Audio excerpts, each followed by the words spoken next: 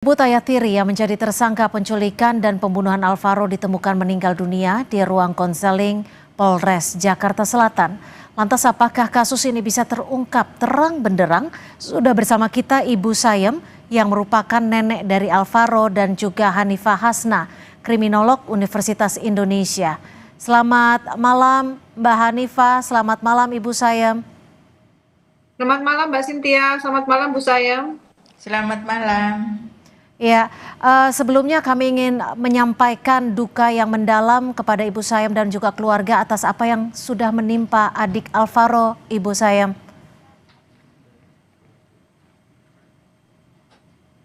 Ya, Iya. Bu Sayem, melihat apa yang terjadi kepada Alvaro, sebelumnya Ibu Sayem apakah pernah menaruh kecurigaan terhadap pelaku?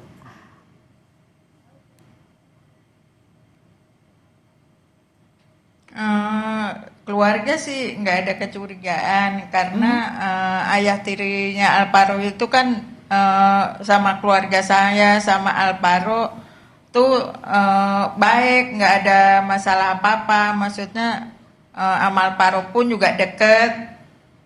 Mhm. Ini kan juga sempat disebutkan bahwa selama 8 bulan proses pencarian, saudara Alex ini yang juga ayah tiri dari Alvaro sempat ikut membantu pencarian. Saat itu adakah gelagat tertentu yang sempat dibaca dari keluarga Alvaro, Bu Sayem? Tidak ada kecurigaan. Soalnya dia tuh pokoknya sama keluarga saya tuh termasuk orang baik, istilahnya nggak ada masalah apa-apa gitu. Mhm, mhm. Jadi keluarga tidak pernah menaruh kecurigaan apapun. Untuk sikap ataupun selama 8 bulan itu sempat bertemu dengan keluarga Alvaro juga dengan Bu Sayem, Pak Tugimin.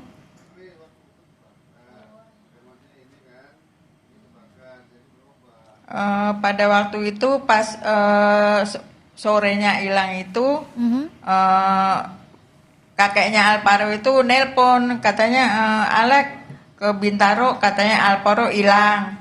Begitu ditelepon sama bapaknya, Aleknya datang. Mhm. Apa yang dilakukan Alex saat itu, Bu Sayem, ketika tiba di rumah? Ya bantu nyari kemana-mana, bahkan nganterin kakeknya Alvaro itu ke Polda, ke Polsek. Yang nganterin itu juga Alek. Oke, saya coba ke Mbak Hanifah. Mbak Hanifah, ketika melihat bagaimana perilaku Alex yang ternyata disebut polisi adalah pelaku dari penculikan dan juga pembunuhan terhadap Alvaro, bagaimana Anda bisa membaca ini, melihat hal ini? Iya baik. Pada kenyataannya ternyata pada saat ini pelaku yang seharusnya kita curigai awal malah kita curigai di belakang. Padahal ketika ada peristiwa kejahatan, peristiwa pembunuhan atau kekerasan, pihak yang paling harus kita curigai pertama adalah orang yang paling dekat. Lalu siapa yang paling akhir bertemu dengan korban? Nah, ketika ini diabaikan berarti ada unsur-unsur yang mungkin dilalaikan atau memang pelaku memang memiliki pseudo moralisme di mana seseorang yang bisa mencitrakan dirinya sebaik-baiknya, semulia-mulianya sehingga orang di sekitar sampai tidak mengira kalau orang tersebut sebetulnya adalah pelakunya. Tapi dari indikasi seperti ini menunjukkan bahwa perilaku yang dilakukan oleh pelaku ini adalah sesuatu yang sudah direncanakan. Karena sampai pada sikap-sikap dan kegiatan sosialnya, dia masih berfungsi dengan baik. Ini menunjukkan bahwa ini bukan kejahatan impulsif, tetapi sudah direncanakan sedemikian rupa. Mhm, mhm. Bu Sayem, kalau dari pihak keluarga sendiri melihatnya apakah kasus penculikan dan pembunuhan ini memang murni hanya dilakukan oleh ayah tiri dari Alvaro saja? Apakah ada dugaan pihak lain yang ikut terlibat? Kalau saya kurang dengar sih ada itu Alex sendiri katanya. Hmm. Ibu sempat bertemu tidak ketika Alex ayah tiri Alvaro ini ditangkap oleh polisi? Enggak tahu. Mhm.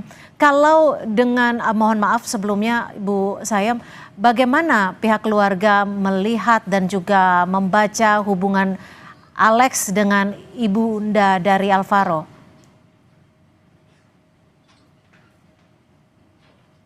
Eh, Anak saya tuh udah lama nggak hubungan sama Alex gitu. Mhm. Mhm. Eh, tapi dari pihak keluarga baik kakek dan nenek tetap masih berhubungan dengan Alex ya Bu ya, meskipun Mbak Arum tidak berhubungan dengan Masih, Alex ya. Oke. ya. Mbak Hanifa, apa yang bisa Anda telaah ketika kasus ini kembali mencuat dan memang polisi juga menyebut bahwa Alex yang merupakan ayah tiri dari Alvaro yang juga pelaku adalah orang dekat namun justru mengakhiri hidupnya ketika menjalani pemeriksaan. Oke, baik. Ketika dia mengakhiri hidupnya, sebetulnya ada beberapa dinamika yang terjadi pada dirinya ya. Karena dari awal pelaku sudah mengkondisikan bahwa dia bukan pelaku sebenarnya dengan melakukan drama sedemikian rupa sehingga masyarakat dan keluarga percaya bahwa dia bukan pelakunya. Bisa jadi ketika dia ketahuan dan dia dalam kondisi dititipkan itu menjadi pukulan yang sangat berat. Ada kemungkinan dia sudah merencanakan, ada kemungkinan juga tidak, tapi hanya dari frustasi yang tidak bisa diselesaikan, sehingga dia melakukan perbuatan seperti itu. Harapannya sih menyelesaikan permasalahannya, selain dia sudah menyelesaikan permasalahan ketika dia melakukan pembunuhan, dengan menghilangkan jejak dan menghilangkan barang bukti, termasuk korban yang dihilangkan sejauh sekian meter atau di tempat terpencil, itu kan dugaan-dugaan atau proses yang dilakukan oleh pelaku untuk menghilangkan barang bukti. Mhm, mhm. Ini kan dugaannya bahwa Alex ini melakukan. Ini sebetulnya adalah upaya biasa. Mbak Hanifah. Ya, ya Mbak Cynthia, Ya, saya mendengar Mbak ya, Cynthia. Mbak Hanifah, kalau memang ini dugaannya Alex melakukan penculikan dan pembunuhan terhadap Alvaro ini karena ada rasa marah, ada rasa dendam terhadap ibu Alvaro. Apakah ini termasuk hal yang seharusnya bisa dibaca oleh polisi ataupun keluarga ketika 8 bulan masa pencarian? Oke, baik. Sebetulnya Mbak, hubungan keluarga, hubungan keluarga rentan, misalnya nih ada keluarga baru, yaitu ada ibu tiri atau ayah tiri, Mhm. itu sebetulnya memang dalam kondisi red flag. Nah, ini bisa ketahuan oleh masyarakat atau lingkungan sosial atau lingkungan keluarga terdekat. Hanya saja ketika si pelaku ini memang bisa menunjukkan dirinya sebagai orang baik, memang agak tidak terlihat. Justru yang terlihat adalah korbannya. Korbannya di mana sekarang ini sebetulnya yang paling utama adalah ibu musuh, misalnya maaf, musuh dari Ali ini adalah istrinya, tapi karena tidak ada berarti dia mencari objek yang rentan. Nah, objek yang paling rentan adalah Alvaro. Jadi dia ingin melakukan menyampaikan kemarahannya, melampiaskan kemarahannya terhadap orang yang salah gitu. Hmm. Nah, orang yang salah ini memang sudah diindikasikan mencari orang-orang yang paling lemah. Kenapa dia mencari Alvaro? Karena anak kecil itu tidak mungkin melawan. Yang kedua, dia tidak mungkin melaporkan. Nah, anak kecil itu mudah dimanipulasi. Nah, hal ini yang dilakukan oleh pelaku untuk menyakiti lawan yang sebenarnya, yaitu dengan menghilangkan nyawa atau membuat seseorang yang paling dicintai oleh musuhnya itu menjadi hilang nyawanya. Seperti itu, Mbak Cynthia. Bu Sayem, ketika situasinya saat ini terduga pelaku ataupun tersangka ayah tiri dari Alvaro ini sudah mengakhiri hidupnya. Lalu bagaimana pihak keluarga ingin kasus ini berjalan? Ya, keluarga udah nggak bisa berbuat apa-apa ya karena tersangka kan udah nggak ada. Kalau dari keluarga sendiri terakhir bertemu dengan Alex kapan, Bu Sayem?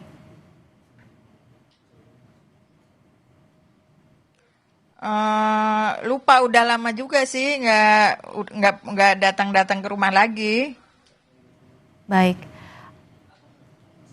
Baik, Mbak Hanifah, bagaimanakah Iya. kasus ini bisa dibuka agar bisa berjalan terang benderang, termasuk bagaimana pertanggungjawaban pihak kepolisian yang seharusnya bisa menemukan sejak awal? Oke, Tapi di, baik. Mhm. Beberapa orang menyampaikan bahwa ketika pelaku itu sudah tidak ada, kasus ini tidak bisa dilanjutkan. Padahal secara kriminologis, kejahatan itu bukan melulu hanya si pelaku, tetapi bagaimana pola kejahatannya, bagaimana apa motif dibalik tindakan ini, bagaimana alur peristiwanya, dan siapa saja kemungkinan yang menjadi orang-orang yang terlibat di dalam situ. Oke. Jadi apakah kasus ini berpotensi menjadi contoh untuk kasus-kasus yang lain? Ini Mbak yang harus tetap dilakukan penyelesaian, penyelidikan dan penyidikan oleh kepolisian. Karena bagaimanapun juga ini terkait dengan kehilangan nyawa seseorang. Ya, baik. Kita masih akan membahasnya usai jeda. Seperti apa penyelidikan yang harus dilanjutkan dan juga dilakukan. Kita masih akan membahasnya usai jeda bersama Mbak Hanifah. Tapi untuk Ibu Sayem, terima kasih sudah memberikan waktunya di Sapa Indonesia Malam. Sekali lagi kami juga ingin menyampaikan duka yang mendalam untuk apa yang terjadi terhadap anak Alvaro. Terima kasih Ibu Sayem dan tetap bersama kami di Sapa Indonesia Malam.